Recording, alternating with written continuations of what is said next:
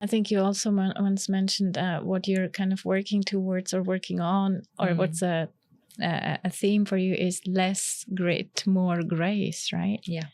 And interestingly, grace always makes me think of ballet, you know, the great, I mean, it's hard work and it looks so gracefully. That's maybe also something we can use as a metaphor for life, right? It's definitely not always easy, but the grace that we bring to it is in the end, I think also how we inspire others.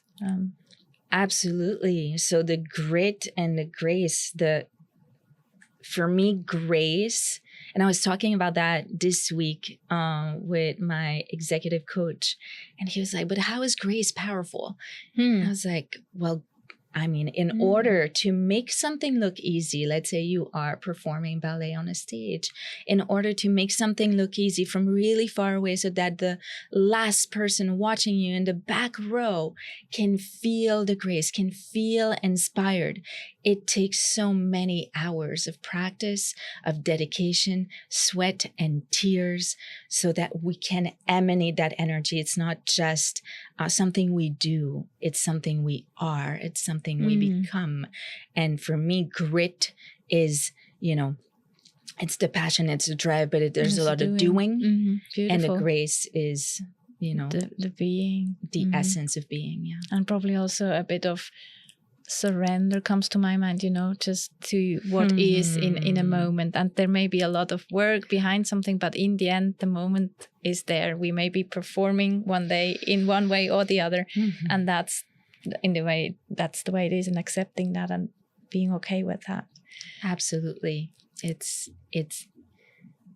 all about that. I'm just going to say it like that. It's all about learning to be and learning to surrender. And surrender is not, in the spiritual community or in the modern world, modern spirituality, I'm going to say it like that. When we hear the term surrender, a lot of people think about it as being weak. But I think for anyone who's gone on their own personal transformational journey, we understand it as being very strong. It's finding the resilience. It's hard to surrender. It's hard to surrender to the path of the heart. It's not an easy thing to do, to choose yourself in a world that dictates who you should be and how you should be. Yeah. It's interesting that back to what you were describing about the, let's say, the artistic phase of your life and the sports.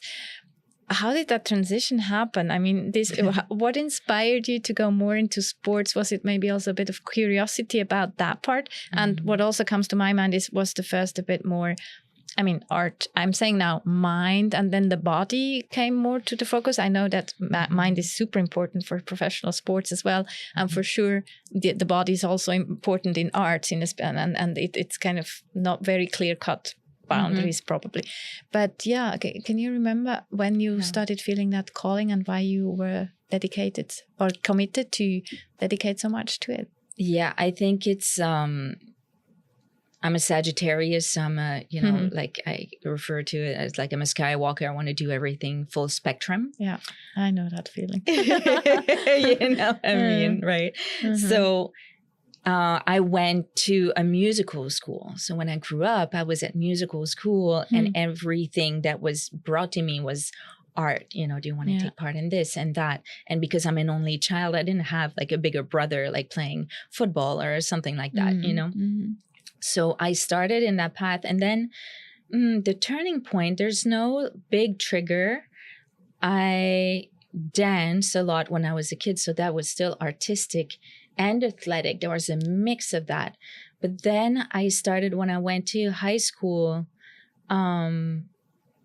That's when there was a shift. And I think it was just the conditioning and the environment I was in that became more athletic and less focused on music. It was like I had done that spiral, that first integration of, okay, this is your artistic self. You can carry that out. Now it's time to start something else. So when I discovered sports, I first started, I played tennis, and then I was synchronized swimmer, and then just like a whole bunch of things. Then it opened the door to a new world. And for me, I was like, I need to discover this world and go all in. So in all other high schools that I've been to, it was heavily oriented into sports. So I gravitated towards that and became, like captain of my team and all this for different disciplines. And that was the switch. So it's all about, for me, discovering different worlds. And that's how it all happened until I got injured. And that opened a door to another first, to another exploration of the world of spirituality. Yeah. And these moments of transitioning then from, I would imagine that, you're a professional sports person, you're very dedicated, and then something stops you. And just, again, surrendering, and redefining yourself. Yeah. How quickly do such things happen? Probably not that fast.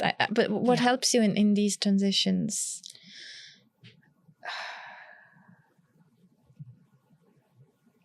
I've always had the belief that the body can do anything. Like, we are infinite. And I think that's what's been really helpful in these transitions, to remember that there are solutions. There might not be perfection, but there are solutions. There is a way forward. And reminding yourself that there is a way forward when you're like laying down on a bed and you cannot get up, you cannot go to the bathroom, you cannot do anything by yourself. That was the sentence. That was the way for me to be like, I'm going to find a way out. No matter what the echoes in the environments are, I'm going to find a way out of this. So understanding that when we are in deep transitions or doing deep work, going back to asking, like, the surrender is really acceptance. For me, it was acceptance of what is. Like, it's not like, from an injury to the next day, I know I can't go back to triathlon. Like, I can't walk, I can't get up, right? But just remembering that I need to accept that, because acceptance for me is the first step into opening a new door of reality and showing the way forward. So receiving, I need to open a door so I can receive answers, so I can receive a way. And that is the energy of surrender.